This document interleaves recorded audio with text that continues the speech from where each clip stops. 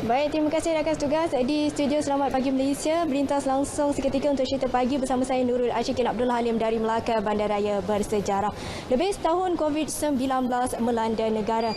Angkatan Pertahanan Awam Malaysia merupakan antara petugas barisan hadapan yang turut sama bertungkus lumus dalam mendepani cabaran sepanjang tempoh pandemik ini dan bertindak sebagai Sekretariat Jawatankuasa Pengurusan Bencana. APM Negeri Melaka merupakan antara figura penting dalam menguruskan PKRC di MITC ICRO. Jadi untuk berkongsi mengenai peranan dan tugasan pegawai dan anggota APM Negeri Melaka, saya bersama dengan pengarahnya sendiri iaitu Tuan Qbert John Martin Quadra. Baik Tuan, selamat pagi. Ya, selamat pagi Puan Ashikin. Kita menyerahkan sahabat media. Ya, baik Tuan. Terima kasih kerana bersiaran bersama kami pagi ini di Selamat Pagi Malaysia. Mungkin Tuan boleh kongsikan kepada penonton kita peranan dan tugasan anggota dan pegawai APM sepanjang tempoh pandemik COVID-19 ini. Sebab kalau kita tengok anggota pegawai APM ni bukan saja berada di pusat-pusat kuarantin, malah apabila berlaku banjir, bencana di negeri Melaka baru-baru ini, APM juga ada di sana. Mungkin Tuan boleh kongsikan kepada penonton kita. Silakan. Ya, Angkatan Pertahanan Awam Malaysia Negeri Melaka selaku Ketua Sekretariat Jawatankuasa Pengurusan Bencana Negeri Melaka, ya, melalui mekanisme dan juga struktur kita bergerak melalui mekanisme ini untuk memastikan ya pengurusan hal ehwal bencana dan juga kecemasan. Kita dapat pengoperasian tersebut kita dapatkan atur gerak dan juga susun atur tersebut melalui mekanisme ini. Ya. Baik Tuan, bagi di PKRC MITC ICRO sendiri, mungkin Tuan boleh kongsikan bagaimana tugasan yang dilaksanakan dan melibatkan berapa ramai pegawai dan anggota?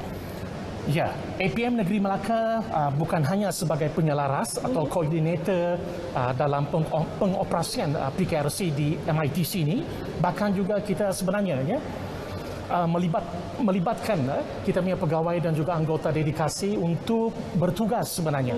Baik yang berada di dalam bilik gerakan 24 jam sebenarnya dan juga di kawasan zon merah, iaitu yang melibatkan pasukan yang menghantar sajian makan dan minum kepada pesakit di dalam Dewan Rawatan Pesakit. Yang ini ada waktu dia dan jumlah penglibatan kita di dalam tugas ini lebih kurang seramai 50 kekuatan yang melibatkan pegawai dan juga anggota dedikasi kita sepanjang masa, ya, mengikut waktu dan masa yang telah pun ditetapkan.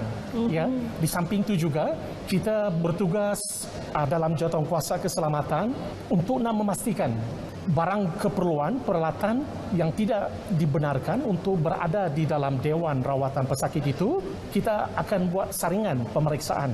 Ya, bila waktu adanya pendaftaran ataupun kemasukan pesakit ke dalam Dewan Rawatan Pesakit. Ya, ini untuk nak memastikan keselamatan dan juga nak menjaga keharmonian di dalam dewan itu sebenarnya. Ya. Baik Tuan, dalam situasi COVID-19 ketika ini, bagaimana Tuan melihat keadaannya di negeri Melaka?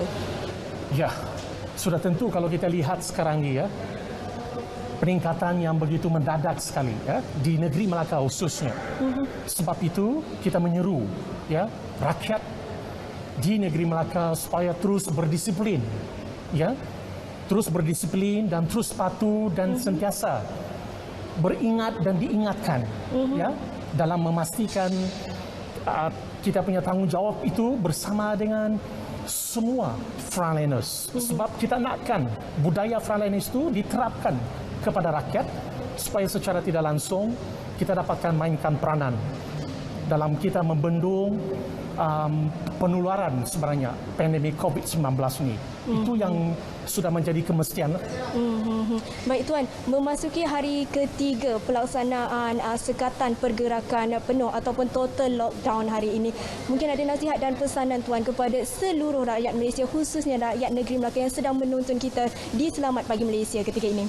Ya, sekali lagi ya, sebagai sebahagian daripada frontliners ataupun peneraju dan ataupun figura, kita menyeru kepada rakyat di negeri Melaka, sekali lagi kita berpesan supaya terus mendisiplinkan diri dan terus patuh dan sentiasa mengamalkan norma baru sebenarnya. Untuk nak memastikan bahawa kita dapat